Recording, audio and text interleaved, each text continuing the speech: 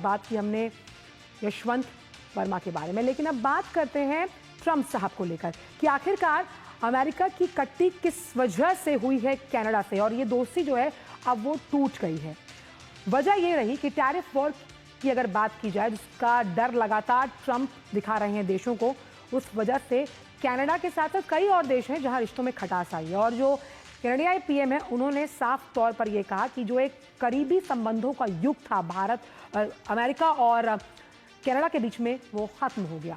और ट्रंप के auto tariff को बताया है अनुचित कनाडियाई पीएम ने। और ये जो ट्रेड वॉर है, ये ट्रेड वॉर कितनी खतरनाक हो सकती है और इस टैरिफ वॉर से रिश्तों में कैसे तलखी आई है, वो भी आपको समझाते हैं। मार्क कार्नी ने साफ तौर पर यह कहा कि भाई जो फैसला लिया गया है ट्रंप प्रशासन द्वारा, उसकी वजह से दोनों के संबंध जो हैं, जो कई दशकों से चले आ रहे हैं, वो खत्म हुए।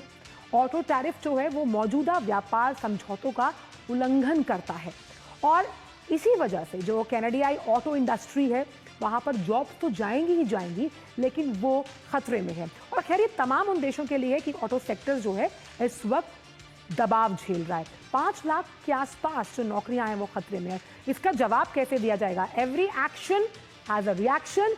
रेसिप्रोकल टैरिफ से जवाब दिया जाएगा और कार्नी ट्रंप से बातचीत भी करेंगे।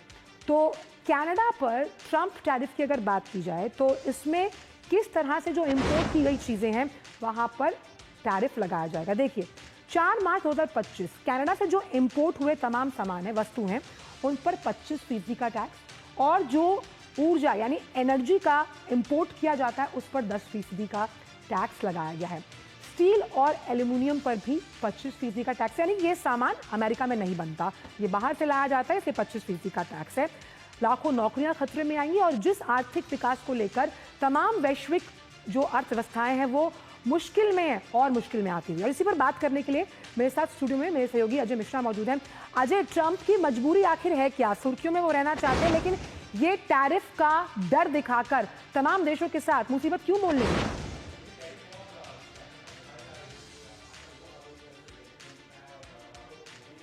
शुरुआत हुई है।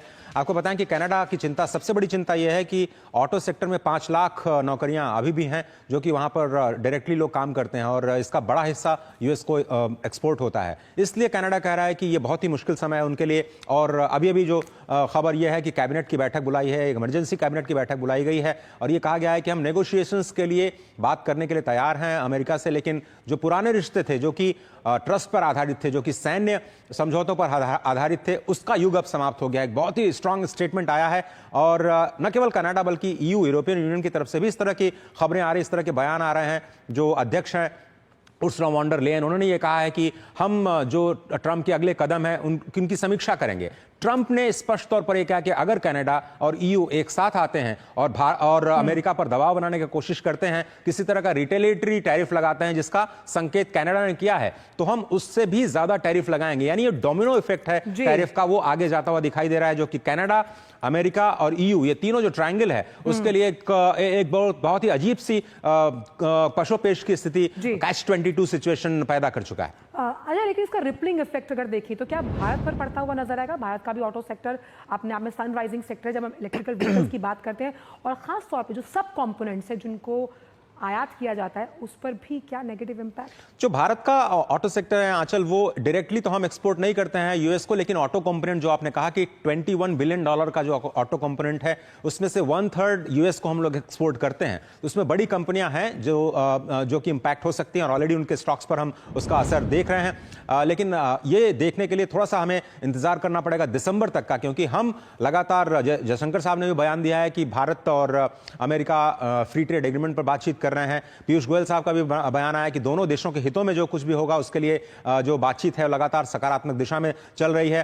कल एफएम ने भी संसद के फ्लोर पर यह बयान दिया कि हम लगातार अमेरिकी जो प्रशासन के अधिकारी हैं उनके संपर्क में हैं। तो भारत और अमेरिका की कहानी थोड़ी सी अलग होने जा रही है। बहुत सारे एनालिस्ट ये मानते हैं कि भारत को इसका फायदा हो सकता है क्योंकि कीमतें घटेंगी, जो डिमांड है वो घटेगी, तो क्या हम कोलैबोरेशन कर सकते हैं। लेकिन बड़ी बात यह है कि जो महिंद्रा और टाटा जैसी बड़ी कंपनियां जो एक्सपेंशनरी प्लान्स थे यूरोपियन यूनियन में, उसको जरूर धक्का लगा है, इसमें कोई दो राय नहीं। फौरी तौर पर लग रहा है कि असर पड़ेगा, लेकिन 5 से 7 महीने का थोड़ा सा इंतजार करना पड़ेगा। कंपैरेटिवली माने भारत पर कम असर होगा। बिल्कुल। और लगातार जो ट्रंप ये बात कहते हैं कि we will make America great again, इस ग्रेट अगेन को बनाने के चक्कर में कहीं बहुत बाकी देशों के लिए वो अनग्रेटफुल ना हो जाए। बहुत बहुत शुक्रिया अजय इन तमाम जानकारियों को हमसे साझा करने के लिए। तो पंच में आज के 3 इन मुद्दों पर हमने आपके साथ विश्लेषण किया, जांच पड़ताल की। अगले 3 मुद्दों के साथ हम हाजिर होंगे 2 बजे, और मुझे और मेरी पूरी टीम को दीजिए इजाजत। नमस्कार।